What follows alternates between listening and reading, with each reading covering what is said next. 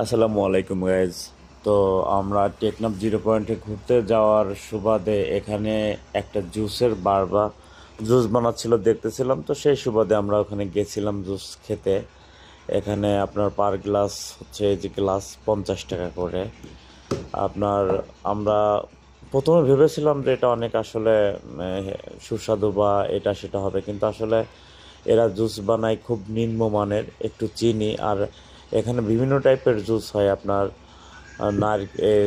আপনার এখানে জুস হচ্ছে পেঁপের জুস, আপনার ড্রাগন ফলের জুস, আপনার ওয়াটারমেলন বা তরমুজের জুস, এগুলো এখানে বানায়। তবে সামান্য পরিমাণে একটু দিয়ে তারপর হচ্ছে আপনার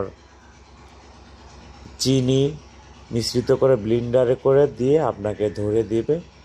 ধরে দেওয়ার পর এটারই মূল্য হবে আপনার 50 টাকা।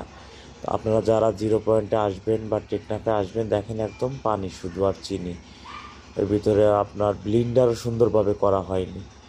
এটা দিয়ে আপনার গুলিয়ে ঢেলে আপনার হাতে ধরিয়ে দিবে, 50 টাকা মূল্য। আর পরিবেশটাও অনেক নোংরা প্রাকৃতিক, চারিদিকে মাছি ভন ভন করতেছে, এক হাতে গ্লাভস আছে আর এক হাতে নাই।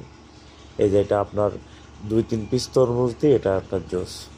ধন্যবাদ।